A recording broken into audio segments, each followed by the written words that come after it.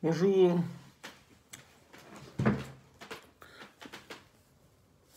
Bonjour, bonjour. Une personne. Josiane, salut. Comment vas-tu, Josiane? Tel Aviv? T'es où, Josiane? 11 personnes. Marianne, bonsoir. Salut, El Birelli. Comment vas-tu? Ali Tayeb, salut. Comment ça va? Hélène Solegou. 36 personnes. Ben, comment vas-tu? On a passé un bon Shabbat chez ton père. On a kiffé. On est bien rentré, Dieu merci. C'est pas moi qui ai conduit. Hein. Orly El Koubi, bonsoir. Sarah Cohen-Zardi, salut. Comment vas-tu? Je pense que c'est la belle-fille de Michel. Joël Drouin, bonsoir. Sylvie Belaïch, bonsoir. Ça va, Ben? Daniel Siri de Marseille, la famille Siri, mon ami de Guy Patin. Rafi Aspaxi, comment allez-vous? Tout va bien? Chantal Massironi, salut. Samia Darman, bonsoir. Tunis, bonsoir. Bonsoir, Ouda de Tunis. Comment ça va, Tunis? J'y vais demain. Demain, je serai à Tunis. Je suis invité à un mariage. Je passerai la semaine là-bas. Thierry Ackman, salut. Comment ça va? Alors, où est la joue, monsieur Ackman? On attend la joue. Faut dire à Fabrice. Claire Friedman, salut. Bonsoir de Belgique. Salut la Belgique. Valérie Bérabi de Miami. Salut Miami. Cadeau Pro, salut. Comment vas-tu, Cadeau? Cadeau, merveilleuse Cadeau. Elle est magnifique, Cadeau. Elle a encore trouvé des rendez-vous pour ma famille. Elle est superbe, cette Cadeau. Vous avez une chance inouïe d'avoir Cadeau sur le groupe. Vraiment, hein, c'est un petit ange pour le groupe. Un bonheur. Alors, Claude m'a commandé un rasoir. Oui, c'est vrai. Là, la barbe, ça va plus. Moi, je vais même pas. Elle est trop chargée. Demain, je vais chez le barbier. J'ai pas trouvé un barbier ouvert aujourd'hui. Salut Corinne, comment vas-tu? Je crois que tu prends le même avion que nous demain. Tonia Gomery, bonsoir. Comment ça va? Serge Temim. Salut de Jérusalem. Salut Jérusalem. Haroun Ben de La Marsa. Salut La Marsa. Stéphie Sachs, bonsoir.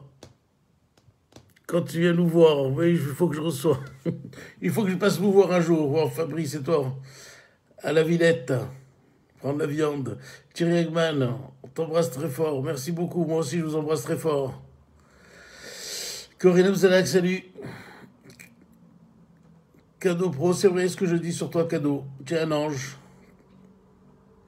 Nesrine Karoui, bonsoir. Karine Boujna, comment ça va? Ça va, Karine? Ah bah la barbe me va bien, mon petit Thierry, ça va. Raphaël Namer, salut.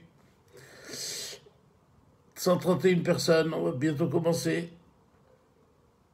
Moi aussi, je suis content d'être avec vous ce soir. Cadeau top, ouais. C'est vrai, Karen, cadeau top.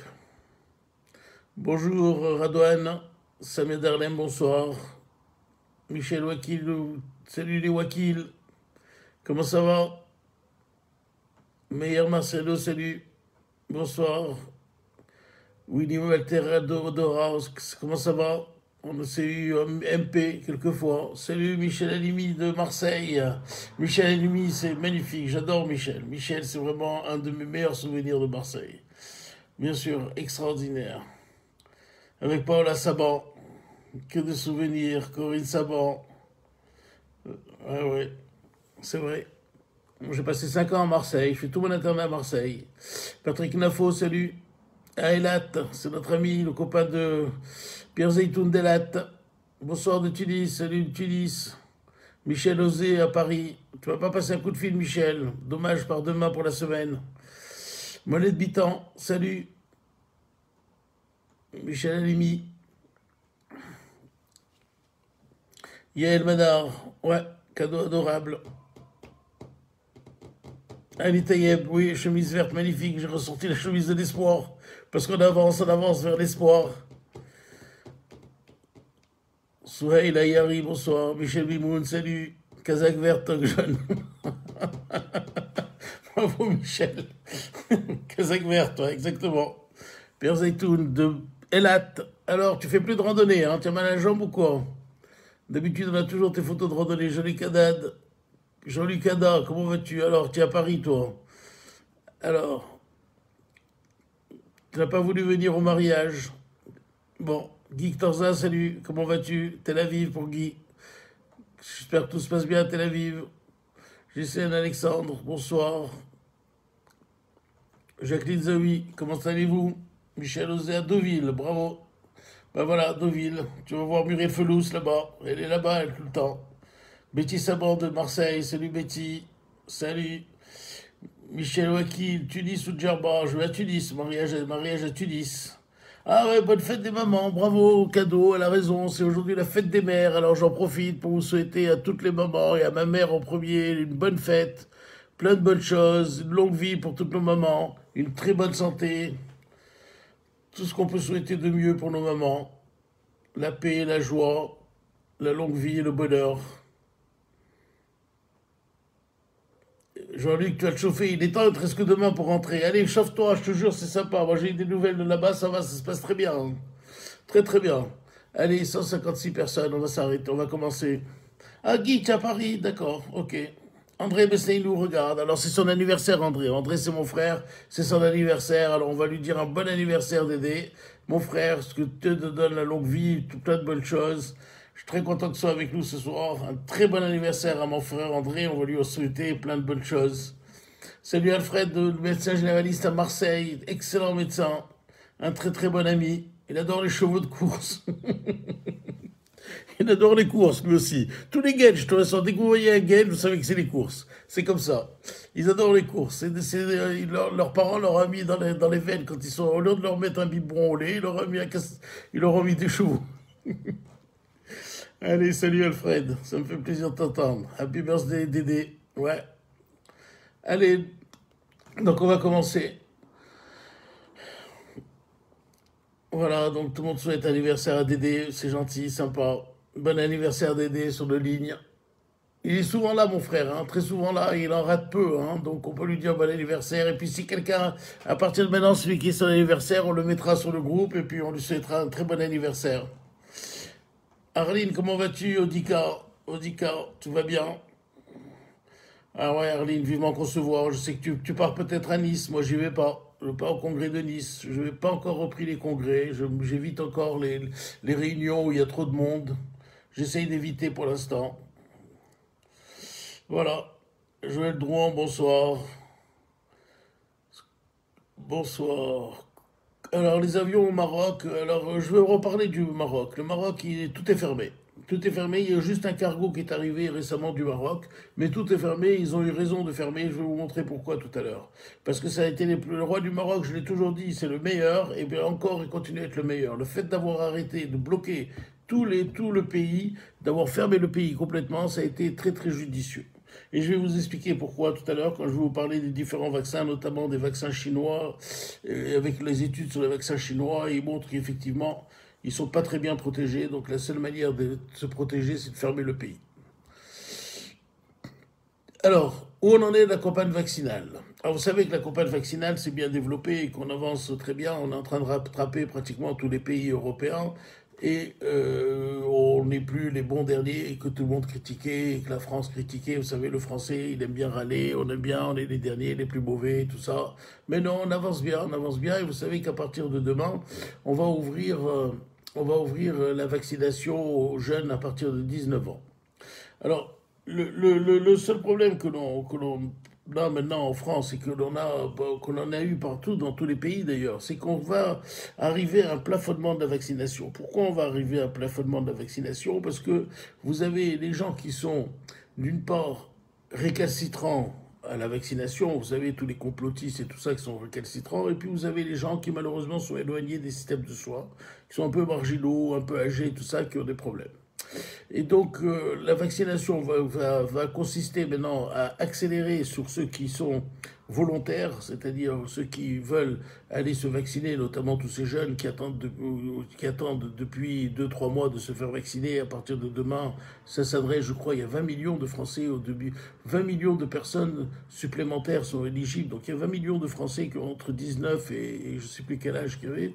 Donc il y a 20 millions de plus, mais cela, on sait qu'avec le développement de Moderna, vous savez que Moderna va être dans les pharmacies, chez les médecins de ville, donc ça va être un bond énorme, parce que on était assez limité en ville par l'AstraZeneca, parce que l'AstraZeneca, on pouvait le faire qu'aux personnes de plus de 55 ans. On ne pouvait pas le faire aux plus jeunes, et donc la vaccination en ville, notamment au niveau des pharmacies, qui est un point de vaccination énorme. Moi, je vois ma femme, Madame Colombo, au niveau de sa pharmacie, c'est énorme ce qu'elle vaccine en AstraZeneca, ce qu'elle a fait, c'est un travail, et pas elle seulement, tout ce qu'ont fait les pharmaciens pendant cette campagne Covid, vraiment, je pense que vraiment, ils méritent vraiment un bravo de la part du gouvernement. Et maintenant qu'ils vont avoir Moderna, et elle me le dit, elle a commencé à vacciner avec Moderna depuis une semaine, elle me dit que alors là c'est l'affluence la plus complète, et elle pense qu'elle pourra vacciner, si elle a les doses, elle pourra vacciner un maximum de monde. Donc le fait de vacciner ces 20 millions de personnes, à mon avis, ça ne posera pas un grand problème. Le grand problème va se poser justement. Vous savez que l'Académie de médecine, elle demande à ce que le vaccin soit obligatoire. Il y a une discussion actuellement entre le rendre obligatoire, ne pas le rendre obligatoire, et c'est un sujet le gouvernement pour l'instant ne veut pas que ça soit obligatoire, mais il y a une discussion quand même là-dessus. Et si on ne le rend pas obligatoire, comment convaincre? Parce qu'avec ces 20 millions, on va arriver bientôt à peu près à 50% de Français qui ont reçu la première injection. Le problème, c'est de passer au palier d'après, de passer de 50% à 60-70%. Vous savez on sait par exemple ce qui s'est passé aux États-Unis. Aux États-Unis, par exemple, depuis la mi-avril, le seuil de 50% a été, la population ayant reçu la première dose a été franchie, et la campagne de vaccination s'est trouvée ralentie. Pourquoi elle s'est trouvée ralentie? Parce que je vous disais tout à l'heure, soit par les gens qui sont loin du système de santé, c'est les marginaux, c'est les gens qui ont du mal à se déplacer, des gens qui sont pas au contact des problèmes de santé, soit alors vous avez les récalcitrants au vaccin.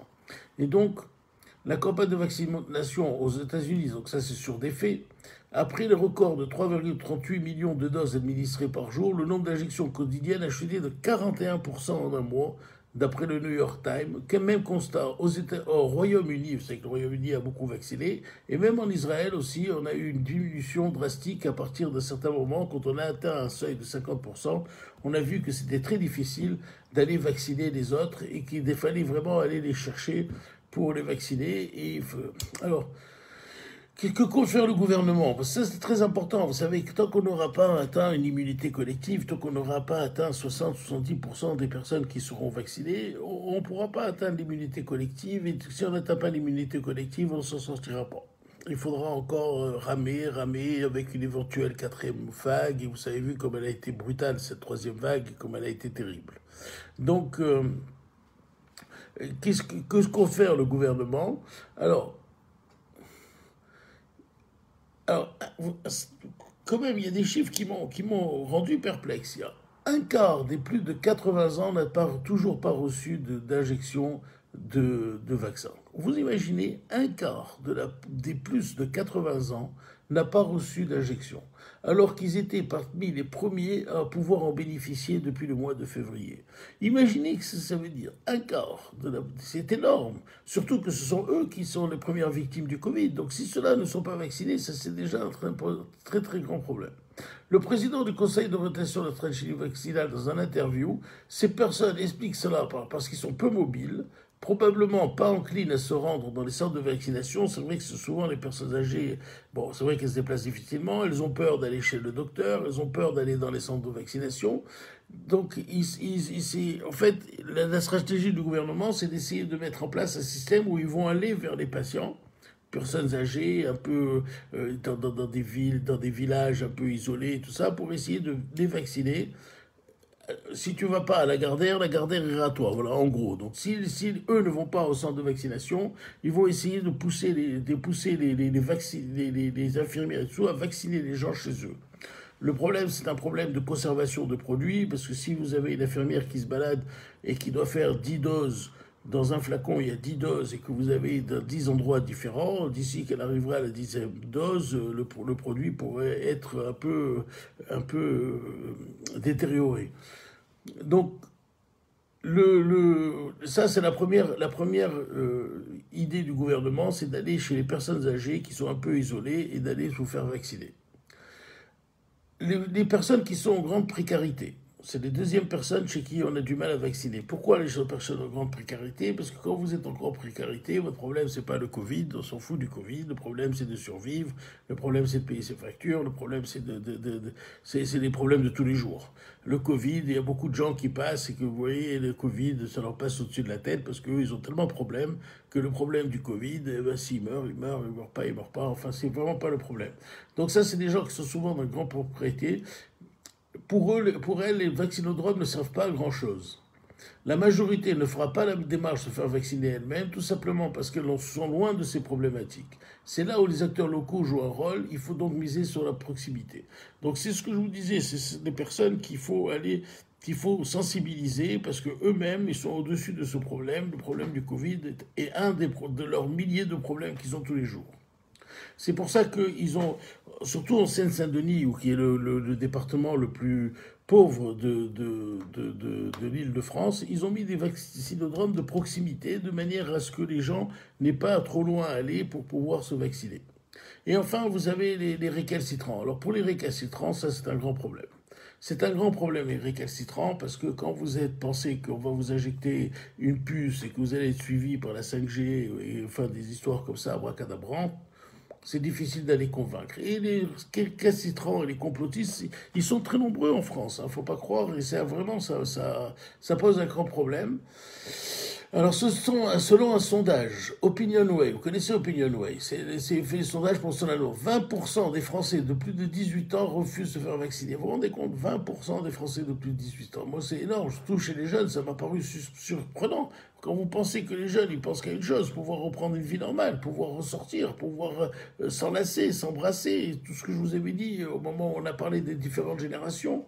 Et donc, 20% refusent de se faire vacciner, 13% se disent indécis. Ce qui fait que 33%, c'est-à-dire un jeune sur trois de plus de 20 ans, est indécis ou se pose la question de la vaccination. Moi, je trouve ce chiffre vraiment énorme, énorme. Comment un gosse de 30 ans, il réfléchit à aller se faire vacciner quand il sait que la situation telle qu'elle est aujourd'hui ne peut être résolue que par une vaccination de masse?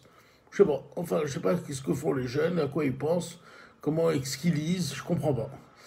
L'agence de santé met en avant ces chiffres encore plus inquiétants. 40%, 44%, selon toujours un autre sondage, 44% des gens non vaccinés affirment ne pas vouloir le faire. Vous vous rendez compte le chiffre? 40%. C'est-à-dire qu'il reste 50% de la population qui n'est pas vaccinée, et sur ces 50%, 44% ne veut pas se faire vacciner, donc on a 22% de la population française qui ne veut pas se faire vaccinable, qui ne veut pas se faire vacciner. Donc c'est vraiment des chiffres qui sont alarmants, et je ne vois pas comment on pourra régler ce problème des antivax. C'est insoluble, les antivax. Ils veulent pas, ils veulent pas. Moi, je vous avais lu tous les mails que je recevais de cette femme complotiste, et je reçois encore 7-8 par jour. Vous lisez des choses tellement bracadabrantes, tellement énormes, tellement que vous vous dites, dans sa tête, c'est bloqué, c'est fermé. Jamais elle se fera vacciner, c'est impossible. Ils sont complètement... Donc si ça représente 22% des Français vaccinables, c'est quand même un vrai problème, c'est vraiment inquiétant, et je voulais vous le dire, quoi. Alors voilà, alors, qu'est-ce qu'ils ont fait les Américains? Vous savez, les Américains, hein, pour mobiliser ces gens, vous savez, comme je vous ai dit que 44% des vaccins avaient baissé, qu'est-ce qu'ils ont fait eux? Ils font des cadeaux. Alors, ils proposent des cadeaux aux personnes pour les vacciner. Alors, plusieurs pays, notamment aux États-Unis, pour atteindre l'objectif de 70% des adultes vaccinés, mais ils n'y arrivent pas parce qu'il y a des types qui ne veulent pas les vacciner. Qu'est-ce qu'ils font? Et voilà, ils ont organisé au moment, avec ceux qui seront d'accord de se faire vacciner avant la fête nationale, c'est qu'aux États-Unis c'est le 4 juillet, ils ont annoncé la formation de loteries. Donc, vous venez et vous pouvez gagner un lot à une loterie. Vous pouvez gagner. Donc, ils ont, pour inciter les gens, alors qu'est-ce qu'ils en font? Des loteries avec des milliers de dollars à la clé pour les vaccinés. Les ligues sportives, qu'est-ce qu'elles font? Eh ben, elles offrent des billets d'entrée et d'accès au stade aux vaccinés. Une technique d'incitation bientôt adoptée. Ben, moi, je demande au Paris Saint-Germain de nous offrir des billets d'entrée gratuits. Et voilà, pour ceux qui ne sont pas vaccinés, si vous venez sur Paris, vous allez dans le 93 ou le 78 ou 74, vous leur dites on vous offre des billets d'entrée au Paris Saint-Germain, au stade, au Parc des Princes pour le Paris Saint-Germain. Ben moi je suis sûr qu'il y a beaucoup de gosses qui vont aller se vacciner, des jeunes et des moins jeunes d'ailleurs. Donc voilà des idées pour inciter les gens un peu à aller se faire vacciner. Mais vous voyez que c'est un problème qui est mondial en fait. Les anti-vax et ceux qui ne veulent pas se faire vacciner, c'est un problème qui est mondial. Il y a deux couches de la population qui sont touchées, qui malheureusement sont tout à fait différentes. Il y a les anti-vax d'un côté, et puis les précarisés, les personnes isolées de l'autre côté. Et c'est vrai que si on peut aller atteindre les précarisés et les isolés, les anti-vax, à mon avis, jamais on pourra les atteindre, parce que eux, par contre, c'est très compliqué. Voilà en tout cas ce que pour la campagne vaccinale de ce qui se passe en France et comment ça va avancer. Donc j'espère qu'ils vont pouvoir réussir à atteindre ce 70% des sujets vaccinés. Pour l'instant, on n'y est pas encore, on en est encore loin, mais j'espère que tout ça va avancer. Alors, un autre sujet dont je voulais parler, c'est la colchicine. Vous savez, un jour, je vous ai toujours dit, hein, les vérités d'aujourd'hui sont les mensonges de demain. Hein. Donc, un jour, il y a 2, 3 mois, je vous ai dit, ça y est, on a peut-être trouvé une étude canadienne qui nous parlait de la colchicine. Vous avez dit la colchicine. Et je vous avais montré des études bien montées, bien rigoureuses, études médicales. Je vous avais dit, mais vous voyez, c'est pas, je vous raconte pas sur des, on dit que. Je dis, voilà, c'est sur l'étude, voilà l'étude canadienne. Je vous avais montré les photos. Et ben voilà, donc 3 mois après, ça fait pchit, comme beaucoup de médicaments. Malheureusement, ce virus, on n'aura pas trouvé. Vous voyez, ça fait 1 an, 1 an et demi, oui, plus d'1 an et demi, puisque ça a commencé en Chine en décembre. Ça fait 1 an et demi qu'on est dessus et finalement, on n'arrive pas. Heureusement qu'on a eu les vaccins parce que les traitements médicaux, eh ben, on n'y arrive toujours pas. Voilà. Donc, la colchicine, fin d'un espoir. On avait parlé de cet essai de cet essai au Canada. Donc il y a eu un essai international, un essai Disco Recovery, vous savez, c'est l'essai mondial qui utilise toutes les molécules qui ont été recyclées. Et bien cet essai Recovery il douche cet espoir. Voilà. Dans un essai multicentrique, randomisé et ouvert, les auteurs ont comparé le traitement par la colchicine pendant 10 jours, le premier jour, puis 1 mg par jour les jours suivants, dans un groupe expérimental, un groupe contrôle avec le traitement habituel. Donc ils ont pris un groupe avec le traitement par la colchicine et un groupe sans traitement par la colchicine, deux groupes qui étaient à peu près similaires en pathologie et en nombre. Et voilà. Et quel résultat, la mortalité dans le groupe était strictement la même. Donc il n'y a eu aucun effet de la colchicine sur le truc.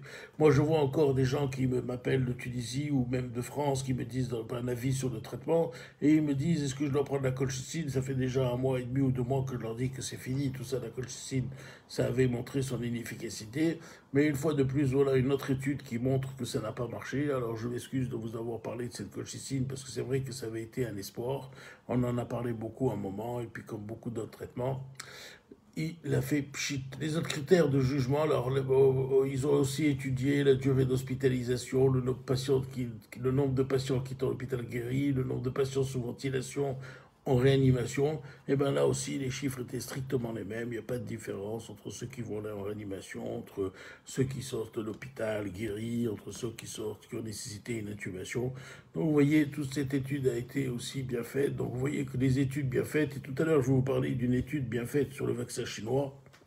Et là aussi, la vérité d'aujourd'hui, ça doit être le mensonge de demain. Donc si je vais vous parler de cette étude, non, on va la prendre avec un œil un peu critique, hein, parce que ça va, on va pas se faire prendre à toutes les sauces, parce que les études, vous avez vu, vous savez que depuis qu'il y a eu le Covid, depuis 1 an, 1 an et demi, il y a eu en 1 an plus de communication sur le Covid que ce qu'il y a eu sur toutes les autres pathologies en 3 ans. C'est énorme. Il en sort, et encore beaucoup sortent avant d'avoir été validés par le conseil scientifique des journaux.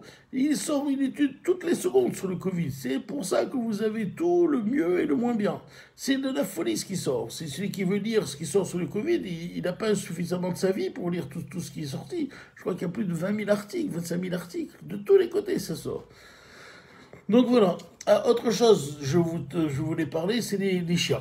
Parce que vous savez, j'ai un copain, aujourd'hui j'ai pris le café, vous savez, les terrasses sont ouvertes, donc je me suis ressorti, j'ai pris le café, pour une fois il faisait beau, on a été prendre le café avec un copain, et il me disait, lui il est d'origine marocaine. Et il m'a dit qu'il y a un cargo qui est arrivé, on va en reparler du Maroc tout à l'heure. Mais il me disait que bon, son frère habite au Maroc, et il y a un cargo qui a débarqué du Maroc, parce que le Maroc est complètement fermé. Hein. Ils ont complètement fermé le pays, plus rien ne sort, plus rien ne rentre, et il y a un cargo qui est... Et il m'a dit, tu sais, comme les gens, quand ils sont sortis du cargo, il y avait des chiens renifleurs. Des chiens renifleurs en bas du quai, et c'est avec des chiens renifleurs qui voyaient si les gens étaient positifs. Et donc là, récemment, donc, je vous parle de ça parce que mon copain m'a parlé de ça, et moi j'avais lu cette semaine un article sur les chiens et leur capacité à renifler les sueurs de personnes qui étaient Covid positifs. Et en fait, c'est très intéressant parce qu'en fait, les toutous, la possibilité d'utiliser des chiens renifleurs pour détecter, alors c'est pas les avions renifleurs de Giscard, hein, c'est pas l'histoire des... Non, non, ça c'est des vrais chiens. Les auteurs ont testé le flair de nos meilleurs amis, avec en particulier les cockers et les malinois, afin de détecter les effluves de patients Covid positifs.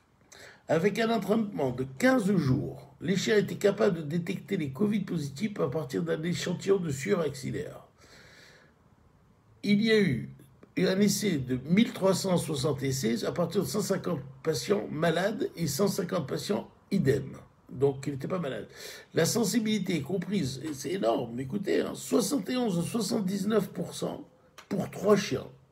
83 et 87% de fiabilité, c'est-à-dire avec l'odeur, ils savent que pour 3 autres, et 90% de fiabilité pour 15 autres chiens.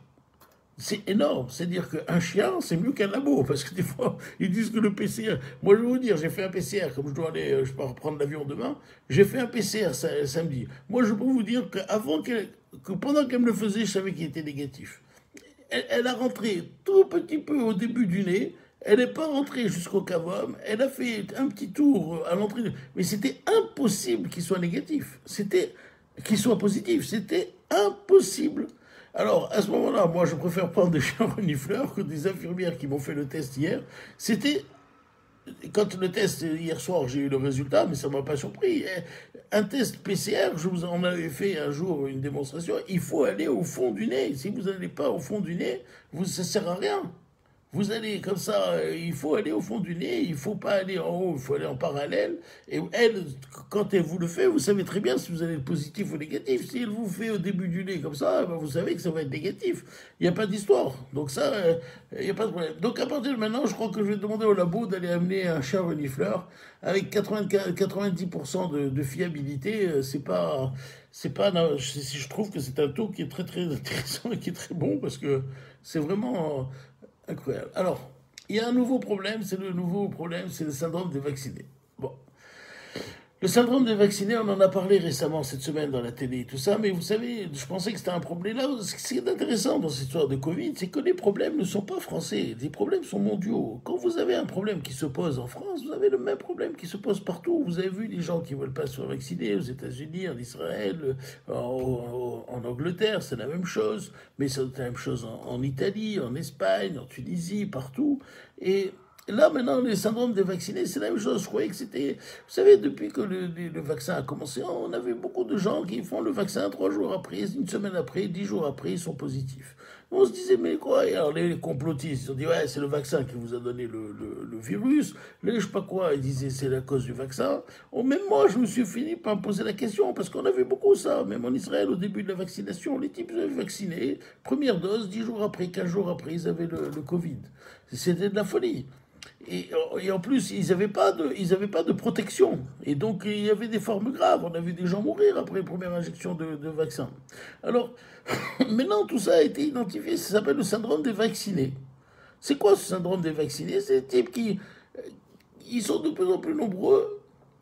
Alors, dès qu'ils ont fait le vaccin, ils arrivent, ils se lâchent. Ces personnes sont soulagées, euphoriques d'avoir été vaccinées, ils se relâchent, ils abandonnent les gestes barrières, les médecins sont formels, ne cessent de le répéter, le vaccin n'agit pas tout de suite, il faut donc continuer à se protéger. Je vous ai toujours dit, c'est pas parce que vous êtes vacciné que vous devez faire n'importe quoi. Faites attention. Le syndrome du vacciné, c'est devenu un syndrome. Les autorités sanitaires sont à cran. Ils voient arriver, débarquer de plus en plus de gens. Il y en a même qui sont morts après le premier vaccin parce qu'ils ont dit ah, c'est fini, terminé. Mais non, c'est pas parce que vous êtes vacciné que vous devez faire n'importe quoi, que vous devez lâcher les gestes barrières. Faites attention, je vous l'ai toujours dit. Et là maintenant, ça s'appelle le syndrome de vacciné. Même moi, j'avais été perturbé, je ne pouvais pas penser. Il faut une idée statistique pour se faire une idée de ce qui arrive. Moi seul, on a observé, on en parlait avec Cadeau Pro, on en parlait dans notre groupe de médecins, on se disait mais qu'est-ce qui se passe? Ils sont vaccinés, ils sont malades. En fait, voilà, sur la masse et tout, maintenant on sait que c'est ça. Même au Québec, ils n'en peuvent plus. Les Canadiens, ils sont plutôt froids là-bas, rien, ils n'en peuvent plus, ils se sont lâchés. Toutes ces personnes soulagées, euphoriques d'avoir été vaccinées, lâchent et abandonnent les gestes barrières. Les médecins, je vous le relis, les médecins sont formels. Le vaccin n'agit pas tout de suite, il faut continuer à se protéger. C'est très important. Le message semble avoir du mal à passer, dans la mesure où ils sont contents d'avoir reçu la première dose, la distanciation physique, le port du masque et les règles d'hygiène sont vite oubliées. Que ce soit en famille, entre amis, on se refait la bise, on serre la main, on se donne l'alcoolade, bref, on reprend les contacts humains qui nous ont tant manqué, mais on se contamine aussi. Voilà. Je vous ai lu ça un peu vite, mais voilà la réalité. La réalité, c'est que quand vous allez vous faire vacciner, surtout après la première dose, surtout ne lâchez pas votre truc barrière. Ne lâchez pas, c'est très grave, parce que c'est comme ça que les catastrophes arrivent. Parce que là, quand vous êtes... Surtout que ce que je lis, c'est que dès qu'on est vacciné, on a tendance à se rapprocher, mais il faut garder à l'esprit que le virus circule toujours. Résume le professeur Constantin de l'Hôpital-Pitié-Salpêtrière. C'est ça qu'il faut savoir. Il faut savoir qu'il y a toujours du Covid en France. C'est pas fini. Moi, je ne vous ai pas donné, parce que toutes les fois, on ne va pas donner les chiffres. Mais les chiffres, vous les connaissez. Il y en a encore 1000 cas par jour, ou peut-être 500, je ne sais plus combien, mais ils circulent. Ils circulent, et tant que le vaccin n'a pas pris, tant que 70% de la population n'est pas prise, il y aura encore de la circulation. Donc, il ne faut pas faire attention. En réalité, ben vous le savez, mais je le répète, on l'a dit 100 fois depuis 3 mois, on le dit 100 fois, mais apparemment les gens n'écoutent pas, mais c'est pas grave, vous qui êtes dans le groupe, qui le savez, diffusez l'information. Pour être pleinement vacciné et protégé, il faut attendre 15 jours après la seconde dose, on le sait depuis des mois. On vous l'a dit depuis des mois. Vous, dans le groupe, vous le savez. Mais comment ils ne savent pas, les gens? Mais parce que vous pensez, vous, dans le groupe, vous êtes intéressés par le Covid, ça vous intéresse, vous allez chercher des informations. Mais les gens, ils s'en foutent. Ils s'en foutent du Covid. Il y a des gens de 30, 35 ans, 40 ans, ils s'en foutent du Covid. S'il n'y a pas eu quelqu'un dans leur entourage immédiat qui a été touché, ils s'en foutent. Ils ne se rendent compte du Covid que quand ils l'ont. Moi, j'ai vu cette semaine au cabinet une dame, 42 ans. Elle a eu le Covid. Elle a pris une tannée. Une tannée. Elle a été une semaine essoufflée, malade et tout ça. Une catastrophe. Et son mari, 45 ans, elle est restée une semaine à l'hôpital, sous oxygène. Mais elle est traumatisée du Covid. Mais je suis sûr que c'est là, il y a un mois avant qu'elle ait le Covid, elle devait se dire qu'est-ce que c'est que le Covid. Elle devait vivre en parallèle du Covid. Mais c'est ça, les gens ne se rendent pas compte. Il y a beaucoup de gens qui vivent en dehors. Donc ils ne connaissent pas les informations. Si on ne leur dit pas que l'immunité, c'est 15 jours après la deuxième injection, ils ne le savent pas, ils ne l'ont pas emmagasiné. Un message que les médecins vont vraisemblablement devoir continuer de marteler. Ben voilà, c'est ce que je fais. Un message que les médecins vont vraisemblablement devoir continuer de marteler. Ils voient le syndrome des vaccinés, ils voient leur première dose comme un totem, alors que tous les premiers anticorps n'apparaissent qu'au bout de 15 jours, puis grimpent peu à peu, confirme l'infectiologue Benjamin Davido, de l'hôpital de Garches. Alors, le docteur Agostini, qui est médecin au SAMU 93, note que les profils des personnes frappées du syndrome des vaccinés sont aujourd'hui souvent les mêmes, soit des gens âgés de 60-75 ans, autrement dit, ce sont surtout les premiers patients les plus fragiles qui ont profité de l'injection. Pour retrouver leur force, il faut faire attention. Voilà. Donc en fait, c'est quoi? C'est souvent les plus graves. Alors les jeunes, ils vont tomber malades, mais ils ne vont pas faire une forme grave. Mais ceux que le SAMU voit arriver, eh ben c'est qui? C'est ceux qui ont 70 ans, 65 ans, qui ont fait leur première injection et qui croyaient que tout était fini. Ils sont vaccinés, ils ont embrassé tout le monde, leurs enfants, leurs petits-enfants, ils sont sortis, ils ont fait l'accolade. Et voilà. Et à 65 ans, 70 ans, si on attrape le Covid, eh ben, on a des chances de passer à l'hôpital dans une forme grave. Donc faites attention, surtout pour cette génération-là. C'est vrai que pour les jeunes, quand on a 30 ans, 35 ans, mais encore, je vous dis, il commence à y avoir des formes graves pour les jeunes. Il y a des jeunes, je vous ai parlé de cette dame de 40 ans, elle s'en souviendra de son Covid, hein, elle a été traumatisée. Vous savez, quand vous avez deux enfants de 5 ans et 3 ans à la maison, que votre mari est à l'hôpital et que vous êtes à la limite de l'oxygène à la maison, et que vous êtes épuisé, vous vous posez des questions pour les enfants. Hein. Vous dites, c'est quoi, ça veut dire deux orphelins, ces deux gamins? C'est pas évident, hein, vous savez, vous sortez avec un petit traumatisme quand même. Hein. Le Covid, c'est quand même traumatisant, ne croyez pas, hein, pour quand vous passez dans une forme grave. Hein. Alors, alors, qu'est-ce qu'ils disent, ces patients-là? Non, ce n'est pas possible, j'ai été vacciné. Ils demandent depuis quand? Ils disent depuis 10 jours. Voilà, c'est ce qu'on disait tout à l'heure. Le syndrome du vacciné n'a pour le moment pas entraîné de nouvelles vagues de réanimation. Rien n'indique qu'il en soit de même dans les prochaines semaines, le déconfinement avançant. C'est vrai que le déconfinement, c'est une catastrophe. Le déconfinement, comme il se passe en France et ailleurs, au Québec, alors ils sont pires. Ils ont lâché tout complètement. Les types pensent qu'il n'y a plus de Covid. Au Québec, c'est pire que la France. Ils pensent que le Covid n'a jamais existé. On a ouvert les portes, les vannes ont été lâchées, les gens sont sortis comme si que rien n'était. Tout est lâché, tout est parti. Donc, bon, comme ce que je vous ai dit, dans tous les pays, c'est la même chose. Donc, si le déconfinement, moi je trouve qu'en France, il a été assez brutal et qu'il a été un peu brutal, on va dire. Et c'est heureusement qu'il a fait mauvais la semaine dernière. Cette semaine, ça va mieux. Mais heureusement que ça commence à se tasser. Et je pense que ça va aller de mieux en mieux. Donc voilà, d'ailleurs, ça, les personnes majeures qui se font, bon, alors maintenant, voilà. Donc voilà, à partir de maintenant, donc on va vacciner les plus jeunes. Je sais que les plus jeunes, on a vu que 70% des plus jeunes sont volontaires. Et ben qu'ils aillent se vacciner, poussez vos enfants à aller se faire vacciner. De toute façon, vous n'avez pas besoin de les pousser. Moi, j'en parle beaucoup avec des jeunes dans mon cabinet. Et ils me disent qu'ils ont qu'une hâte, c'est pouvoir retourner en boîte de nuit, pouvoir embrasser leurs copines, pouvoir revoir leurs copains, pouvoir faire des kiffs entre eux. Et ils ont bien raison, c'est de leur âge et c'est de leur vie. Voilà. Alors, quel est le risque aujourd'hui? À part les vaccinés. Bon, dans le groupe, tout le monde est vacciné. Je pense qu'il y a 80% du groupe qui est vacciné. Il y en a 20% de récalcitrants ou d'inquiets qui ont peur, mais 80% du groupe est truc. On peut parler entre nous. Mais de toute façon, par le téléphone, on ne se passe pas le Covid. Alors, quel est le risque pour nous? Parce que c'est ce qui ne veut pas nous lâcher, le Covid. Et chaque fois qu'on croit que tout est fini, c'est le variant indien. Alors, c'est quoi ce genre de variant indien? On est inquiet, pourquoi? Parce qu'on se rend compte que ce qui se passe au Royaume-Uni, vous savez que le Royaume-Uni, ils ont une politique vaccinale qui est un peu différente de la nôtre. C'est-à-dire qu'ils ont eu une politique vaccinale avec une prépondérance d'AstraZeneca. Ils ont eu une vaccination où ils ont privilégié la première dose pour vacciner le maximum de gens en première dose et faire la deuxième dose de manière de plus en plus espacée. Donc l'AstraZeneca, ils ont dépassé à 12 semaines, voire plus, et ils n'ont pas encore vacciné les jeunes. Et donc, si vous voulez, le Royaume-Uni, qu'on a toujours dit qu'il s'est très bien débrouillé, ça nous pose quand même quelques petits soucis. Pourquoi il nous pose quelques petits soucis? Parce qu'on voit réémerger d'ici et là quelques variants indiens. Vous savez que l'Inde vit depuis malheureusement un mois une catastrophe, alors qu'on pensait que l'épidémie avait complètement disparu d'Inde. Et ben malheureusement, elle est revenue. Et donc, avec un variant qui était particulièrement brutal, puisque c'est un mélange du sud-africain, du brésilien et de l'anglais. Et donc, l'Inde s'est trouvée devant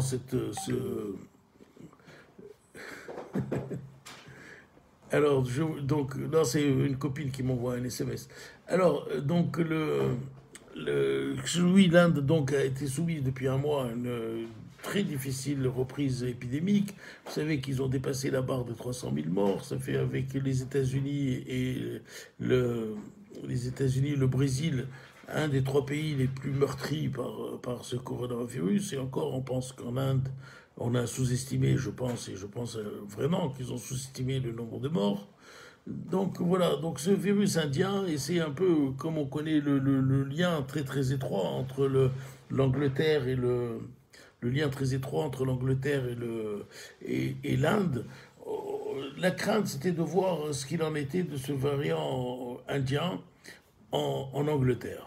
Et donc tout le monde observait ce qui allait se passer en Angleterre parce que c'était un espèce de laboratoire. Vous vous souvenez qu'au début on observait ce qui se passait en Israël pour être le laboratoire de la vaccination. Maintenant on observe malheureusement l'Angleterre. De toute façon il faut toujours observer parce que ce que je vous ai dit, ce qui se passe dans un pays se passe ailleurs. De toute façon vous ne pouvez pas y échapper, ce qui se passe dans un il passe ailleurs. Alors qu'est-ce qui se passe en Angleterre? Alors qu'est-ce qui se passe en Angleterre? Pourquoi la France va sauver? Alors, d'abord, vous vous souvenez, je ne sais pas si vous vous souvenez, dans une des vidéos que j'ai faites il y a un mois et demi, j'ai dit, mais qu'est-ce qu'ils attendent pour fermer l'Angleterre, pour fermer l'Inde? La France de fermer la frontière avec l'Inde. Et 2-3 jours après, effectivement, ça avait été fermé. Vous vous souvenez que j'avais poussé un cri d'alerte. Je me suis dit, c'est pas possible qu'ils ne ferment pas avec cette Inde, avec ce variant indien. Et heureusement, la France, elle a fermé. Mais l'Angleterre n'a pas fait exactement la même chose. Et donc, du coup, maintenant, avec la recrudescence, parce qu'effectivement, je dois vous dire qu'il y a une petite recrudescence de l'épidémie en Angleterre avec le variant anglais. Donc, les passagers provenant du Royaume-Uni, maintenant, sont soumis à l'isolement de 14 jours en France. Et le pays, la France, a fermé les frontières. Enfin, fermé les frontières. Elles ne sont plus perméables comme elles l'étaient auparavant. Il faut passer par une période de confinement de 14 jours pour les passagers, un isolement obligatoire pour les passagers venant d'Angleterre. Les mesures de précaution à l'arrivée de l'Hexagone se durcissent pour les voyageurs anglais. Pour éviter une intrusion du variant indien sur son sol, la France va mettre un isolement obligatoire pour les passagers. Voilà. La France va faire bien sûr comme l'Allemagne, c'est l'Allemagne qui a commencé la première. Je vous ai souvent dit ce que fait l'Allemagne, la France le fait, quelques jours après. Voilà. Donc alors pourquoi cette histoire? Parce qu'il y a une recrudescence, et je vais vous montrer les chiffres, dans certains endroits de l'Angleterre, il y a une recrudescence de variants anglais. Si on regarde l'ensemble du Royaume-Uni, les nouveaux cas quotidiens sont très faibles, inférieurs à ceux de la France. Mais on voit que la situation se dégrade, surtout dans certaines villes, où on voit apparaître un taux de variants indiens qui est préoccupant. Alors c'est quoi ces villes? Ce sont des villes où sont droit une population assez pauvre, avec une forte densité d'habitation, mais surtout, ce sont des villes où il y a une forte proportion de communautés indiennes. Donc c'est des gens qui, vous savez, le virus ne se promène pas tout seul, c'est l'homme qui transporte le virus, c'est pas le virus qui se transporte tout seul, ça aussi c'est une des grandes choses qu'on a dit depuis le début, c'est pas le virus qui se déplace, c'est l'homme qui déplace le virus. Et donc ces populations indiennes qui sont très importantes en Angleterre, il y a certaines villes, et c'est dans ces endroits-là que, parmi les 3 villes les particulièrement touchées, il y a Bolton, avec un taux d'incidence de 62 cas pour 100 000 habitants, Blackburn et Bedford avec 50 cas par 100 000 habitants. Voilà. Donc, si je vous montre une courbe, voilà. Voilà la courbe. Si vous voyez ici la courbe, vous voyez que ça c'est la courbe de l'Angleterre. Donc, ils ont eu le grand pic. C'était en mars dernier, et après, ça a baissé, ça a baissé, ça a baissé. Vous voyez que l'Angleterre, globalement, ça reste bas. Il y a très très peu de cas. Mais ces 3 villes, c'est les 3 villes qui inquiètent le monde, en fait. Pas seulement l'Angleterre, ça inquiète le monde. Parce que ces 3 villes sont des villes où à forte population anglaise, et c'est le variant anglais qui commence à se développer dans ces 3 villes. Et donc, on ne peut pas ne pas en tenir compte, parce que ces variants, pas anglais, brésiliens, indiens, je veux dire, s'ils prennent le dessus sur le variant anglais, eh ben, ça va poser un problème. Alors, le gouvernement britannique, alors pourquoi tout ça? Parce qu'il n'a pas pris la bonne décision au bon moment, c'était fin mars. Quand en fin mars, il fallait prendre la décision de fermer l'Espagne et l'espace avec l'Inde, il n'a pas fait. Il n'a pas fait. Vous savez, quand vous ratez le coche, c'est terrible après pour rattraper. Parce qu'à partir du moment où il rentre, il va s'installer à bas bruit, jusqu'à, si le virus est puissant, il va prendre le dessus sur le variant en place. C'est comme ça que le variant anglais a pris le dessus en Israël sur le variant classique, il a en Angleterre, et en France aussi, le plus important c'est le variant anglais. Donc c'est un virus qui prend la place sur l'autre.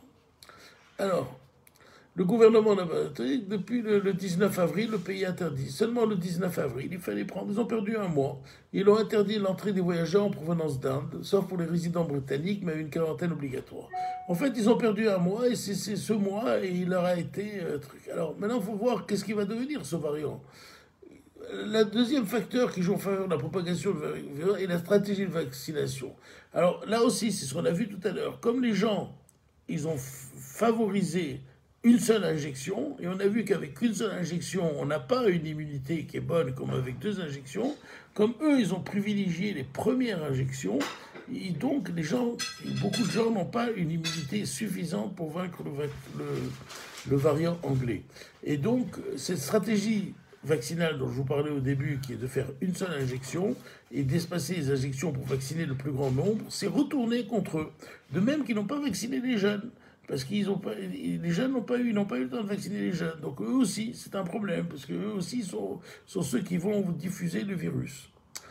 Voilà, donc cette théorie vaccinale qui était juste au départ, parce qu'il fallait vacciner le maximum de monde, se retourne contre eux, parce que maintenant, ils commencent à avoir tort, parce que si vous êtes vacciné avec une dose de vaccin, soit Pfizer, soit AstraZeneca, c'est les deux vaccins utilisés au Royaume-Uni, vous n'êtes protégé qu'à 30% contre le variant indien, d'après les études britanniques. Et c'est là que le problème se pose. Comment sommes-nous protégés avec ce variant indien, avec nos vaccinations? En tout cas, si vous n'avez qu'une seule vaccination, avec AstraZeneca ou avec Pfizer, ce ne sera pas suffisant. 30% de protection, c'est zéro.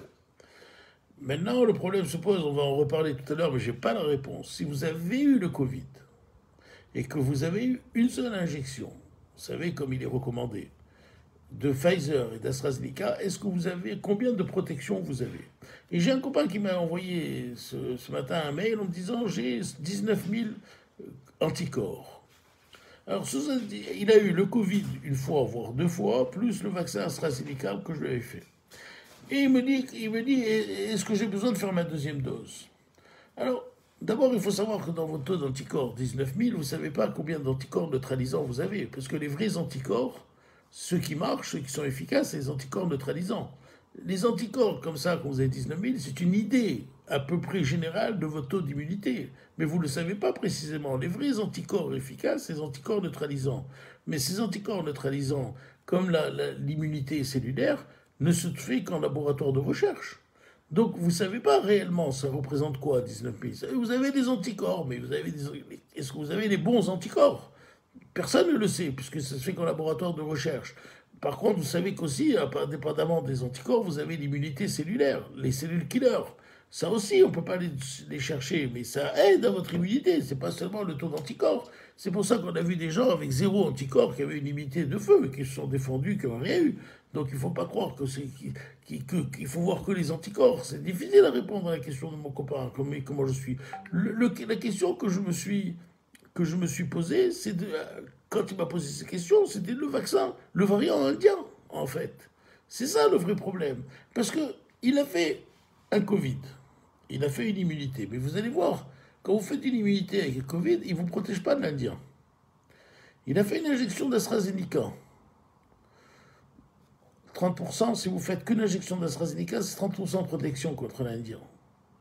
Donc ce monsieur, mon ami, il est protégé contre le Covid classique, contre l'Indien, contre l'anglais, mais est-ce qu'il est protégé contre l'Indien? Je ne sais pas.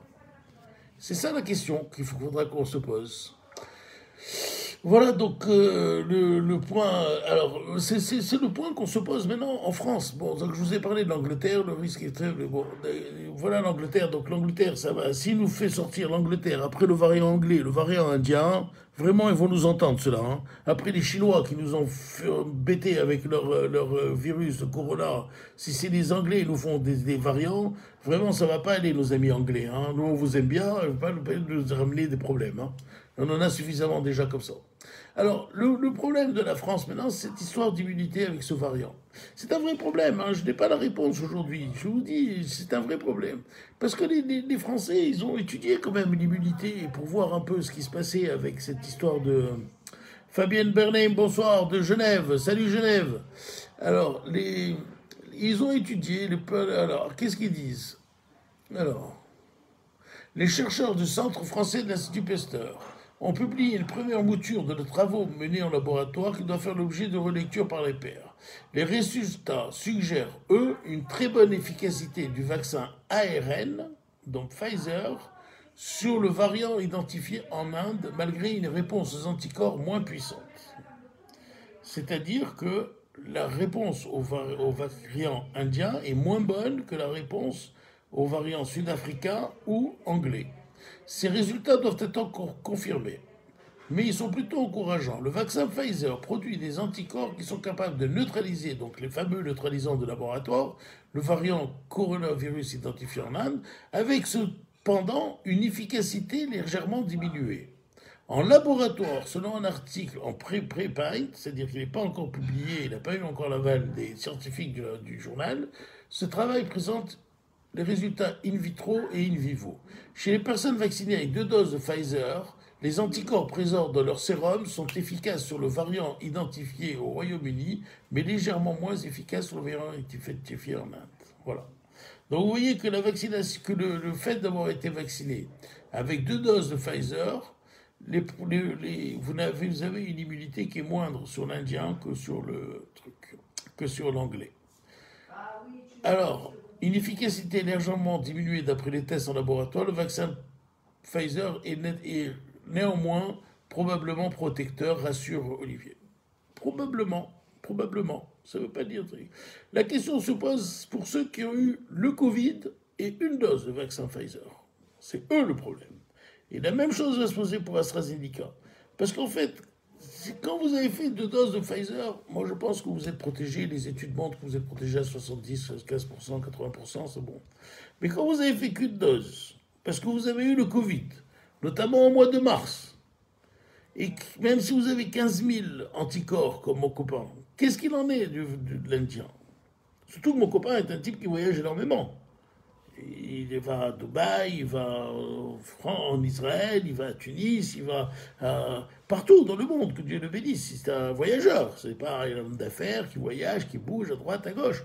Donc c'est ça le problème. Qu'est-ce qu'il fait? Pour la dose d'AstraZeneca, les chercheurs ont également testé l'efficacité du vaccin AstraZeneca sur ces variants, mais seulement à partir du sérum de vacciner une fois, une seule dose.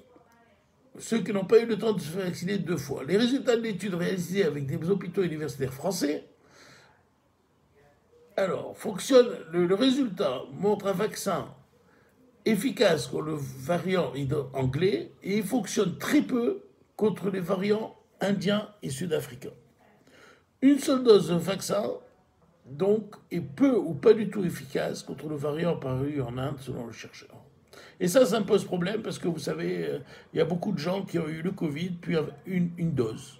Et voilà. Mais c'est la même chose pour Pfizer et pour AstraZeneca. Alors à Pfizer, ils sont un peu mieux, mais pas beaucoup mieux. Le variant détecté en Inde a depuis diffusé dans de nombreux pays. Bon. Nous montrons ce variant à propagation plus rapide. Explique par exemple. Voilà. Bon, en gros, si vous avez le Covid plus une dose de vaccination, de vaccin, alors il y en a qui vont me dire, mais moi j'ai eu le Covid et un Astra. Est-ce que je vais Pfizer? Parce que vous savez que tout le monde est devenu professeur de médecine, ça je vous l'ai dit 100 fois, mais ça s'est confirmé. Tous les jours, ils ont un diplôme en plus, toutes les personnes. En tout cas, ceux qui m'écrivent, ils ont de plus en plus de diplômes. Et donc, qu'est-ce qu'il faut faire? Si vous avez eu le Covid, et après vous avez fait un Astra, est-ce qu'il vaut mieux faire un Pfizer derrière? Est-ce que vous avez le droit de le faire? Je crois qu'on n'a pas le droit. Je crois que Cadeau Pro m'avait dit qu'on n'avait pas le droit. C'est un vrai problème. Donc il faut rester vigilant. Moi, en tout cas, je conseille vraiment ceux qui ont eu le Covid il y a longtemps, qui ont eu une injection de vaccin, moi je leur conseille une deuxième injection. Parce que vous savez, vous allez avoir plusieurs injections dans votre vie future. Et à mon avis, il faut garder le même vaccin. Mais moi, je ferai une deuxième injection pour me protéger le maximum de ce variant indien. Moi, je n'ai pas répondu ce matin à mon ami. La seule chose que je lui ai répondu, je lui ai dit, vois la vidéo parce que je vais y répondre surtout, mais surtout, fais attention aux variants indien. Parce que tu es protégé contre le normal, tu es protégé contre l'anglais, mais fais attention quand même contre l'indien, parce que tu voyages beaucoup, et puis, vu ce qui se passe en Angleterre, ça peut nous arriver, puisque quelques Indiens sont déjà parmi nous. Donc faites attention à vous. Voilà, donc je voulais vous mettre en garde, et je voulais que ce soit un point de réflexion. On n'a pas encore la réponse, moi, je pense que ceux qui ont eu un Covid et qui ont eu un Pfizer, faites un deuxième, et que Astra, faites un deuxième. Moi, je pense, il faut réfléchir. Une autre question, mais ça, c'est un point de réflexion, on reviendra dessus. Un autre sujet que je voulais parler, on va bientôt s'arrêter, c'est les influenceurs. Ils ont été, vous avez écouté sur Hanouna et tout ça, les influenceurs et tout ça. Bon. Ben, je vais vous dire, ça ne m'étonne pas du tout. Moi, ça fait depuis le début, je vous ai dit qu'il y a des pouvoirs de pression. On a voulu casser AstraZeneca, on a voulu casser Sputnik.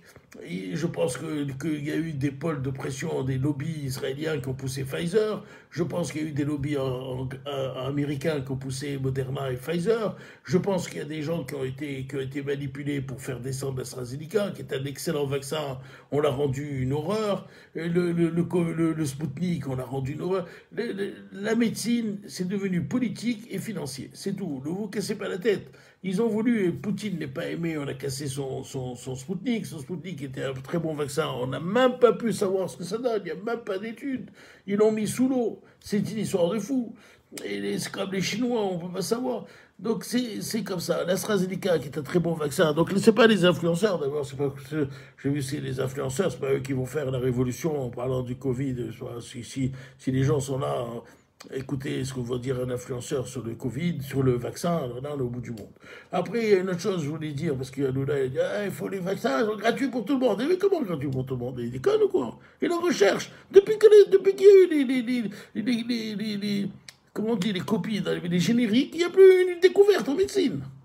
Mais comment gratuit? Mais c'est pas gratuit, la recherche, ça se paye. Je m'excuse, je suis peut-être contre le truc. C'est pas que je ne veux pas donner les vaccins gratuits aux Africains. Il y a l'OMS pour ça, il y a la COVAX qui distribue les vaccins gratuitement en Afrique, aux pays pauvres. Mais c'est quoi ça gratuit? La recherche n'avance plus. C'est quoi? Je suis pas d'accord avec eux. J'ai vu un débat, ouais, tout gratuit, mais qui s'en foutent eux. Tout gratuit de quoi? On va sauver l'humanité. C'est pas nous là qui va sauver l'humanité, non? C'est quoi cette histoire? C'est gratuit, mais les types des chercheurs, il faut les payer. La France, elle a perdu tous ses chercheurs parce qu'ils sont partis, on les a pas payés. Mais vous croyez quoi? Le nerf de la guerre, c'est l'argent. Vous croyez quoi? Qu'on va vous donner des vaccins gratuits? Des Doliprane gratuits? Vous croyez que toute la médecine va être gratuite? Ça marche pas. Ça marche pas comme ça. On ne peut pas donner les libertés des diplômes, des brevets. Vous avez vu ce que ça fait avec les antibiotiques depuis que je suis interne. 1981, j'étais interne. Le dernier antibiotique, c'est l'Augmentin. Il n'a pas été créé un antibiotique depuis, en dehors des hôpitaux, pour la ville. Mais parce qu'il n'y a plus de recherche, il n'y a plus d'argent, puisque le produit va être mis dans le domaine public 10 jours après. Mais c'est malheureux à dire, mais c'est la vie. Qui va investir pour sortir un antibiotique? Il faut des milliards de dollars. Des études, phase 1, phase 2, phase 3, les cobayes, mais comme ça, vous croyez les études? D'abord, on a vu, quand je vous avais expliqué comment ça se fait un vaccin, avec l'étude préliminaire sur les animaux, après sur une petite porte de pension, puis sur plus grand nombre, et après sur une échelle mondiale. Mais c'est énorme, ça coûte des milliards. Vous croyez que quoi? Que ça va être dans le domaine public? Mais ils s'en foutent, ceux-là, ils sont dans la télé, dans le domaine public. Mais dites-moi, les gens, ils bossent. Ils sont devenus milliardaires, tant mieux pour eux, ils ont sauvé l'humanité. Moi je dis bravo le patron de Moderna, qui a sauvé l'humanité. Bien sûr, bravo le patron de BioNTech, qui a sauvé l'humanité. Il devrait être 2 fois milliardaire et avoir le prix Nobel de médecine. Voilà ce que je leur dis, moi. Non seulement c'est pas gratuit, mais ils leur donnent 2 fois ce qu'ils gagnent. Mais bien sûr, qu'est-ce que vous croyez gratuit de quoi? Mais enfin, les gens ils bossent, ils ont cherché, ils ont des idées, il faut les récompenser. Et la valeur au mérite, c'est tout. Je suis peut-être débile, mais c'est comme ça que je vois les choses. Sinon, ça n'avance pas. J'ai l'expérience, j'ai vu ce que ça a donné en médecine, de tomber dans le domaine public. J'ai vu qu'il n'y a plus rien d'inventé. C'est pas que je ne veux pas qu'on diffuse. L'OMS est là pour ça. Il y a des milliards de dollars, ils prennent l'OMS. Ils ont acheté des millions de doses. Faites vos vaccins. Et qu'ils les diffusent, ils les diffusent. Regardez la Tunisie. Ils ont reçu tous les vaccins qu'ils voulaient. Peut-être pas aussi vite que les Américains, mais ils ont reçu, ils reçoivent, tous les pays reçoivent. Et puis ils achètent par eux-mêmes, ils n'ont pas besoin de l'OMS. Regardez le Maroc, ils ont acheté par eux-mêmes. Enfin, les pays sont responsables. Ils sont pas des assistés, c'est pas des petits-enfants à qui il faut donner la béquille. Bon, passons. Allez. Voilà, alors une étude chinoise. Alors là, je voulais rigoler parce que l'étude chinoise, voilà, une étude magnifique. On va finir, hein, parce qu'il est très tard. Une étude magnifique sur 40 000 personnes qui ont été vaccinées. Et donc, la conclusion de l'étude, dans une perspective terrible, le vaccin, le vaccin chinois, là, est a une activité very signifiante, avec le risque très efficace, avec un risque énorme diminué d'avoir une forme grave, voire même symptomatique, et les effets secondaires sont très très rares. Enfin, une étude dithyrambique sur le vaccin chinois. Bon, moi je veux bien, mais aujourd'hui, est-ce que je les crois? Je ne sais pas si je dois les croire. Parce que par exemple, aux Seychelles, ils ont été vaccinés par le chinois. Et à Bahreïn, commençons par Bahreïn, ils ont eu le chinois. Et qu'est-ce qu'on voit? On voit que ça remonte. Alors, moi je veux bien. Aux Seychelles, tout le monde vacciné aux Seychelles, avec le chinois, ça remonte. Bon, ils vont dire, je suis un influenceur, je fais de la pub et quoi. Bahreïn, non, Dubaï, il y a eu beaucoup de Chinois, beaucoup de Chinois, ça remonte. Donc les gens, le meilleur c'est le Maroc, il a eu un peu de Chinois, un peu de Spoutnik, un truc, et comme il a vu que ça marchait pas très bien, il a tout fermé, et puis tranquille. Mais il a raison, c'est le roi du Maroc le meilleur, bravo le roi, je le dis depuis toujours. C'est celui qui a raison. Il a fermé le pays. Il a compris que ce vaccin chinois ou Spoutnik et tout, on ne connaissait pas très bien, puisqu'il n'y a pas eu d'études de fait dessus. Regardez cette étude, elle est faite comme quoi c'est dithyrambique les résultats. Bon, ça va aller le prouver, ce cas. Voilà, donc s'ils ont fait le Maroc, ils ont tout bouclé, parce qu'ils n'étaient peut-être pas sûrs de leur vaccination, mais vous savez que ça s'est arrêté. Je vous ai montré la courbe du Maroc. C'est plat. Hein. Ils ont fermé le pays de manière hermétique. Moi, j'ai un copain, il est là-bas depuis 3 mois. Il a été bloqué à Marrakech. Il n'a pas pu rentrer, hein. Et je vous garantis qu'il ne rentrera pas de sitôt, hein. Il est bloqué là-bas, parce qu'il est parti passer une semaine à Marrakech pour prendre un peu de soleil en mars. Et ben voilà, on est en mai, il est toujours à Marrakech, il prend du soleil, c'est devenu un soleil lui-même. Allez, je vous embrasse, je vous souhaite une excellente semaine. Moi, demain, dimanche prochain, je ne sais pas s'il y aura un live, parce que je ne serai pas là. Je vais peut-être vous faire un live avec Sanda Turki, puisque je serai à Tunis, et je vais peut-être faire un live avec elle pour vous dire bonjour et vous donner la situation en Tunisie. On fera un live en direct là-bas, je ne sais pas quand. Et puis, oui, voilà, Pascal Bokomza, qui est ma cousine, je ne suis pas prête d'avoir mon mari. Elle, son mari, il est au Maroc, parce qu'il a une affaire là-bas, il est bloqué là-bas. Voilà, ma cousine, elle n'a pas vu son mari depuis, à savoir de lui, depuis 3 mois, qu'il est bloqué là-bas, il ne peut pas venir. Et là, il y a le mariage, je vais demain au mariage de ma nièce. Donc la nièce à elle aussi, le mari ne pourra pas venir du Maroc. Il est bloqué au Maroc. Ben, le Maroc, il a raison, il est tout bloqué, tac, parce que moi, il est tranquille. Allez, je vous embrasse tous, je vous souhaite une excellente semaine. Et la semaine prochaine, on va faire un peu différemment. Et n'oubliez jamais qu'ensemble, nous sommes plus forts.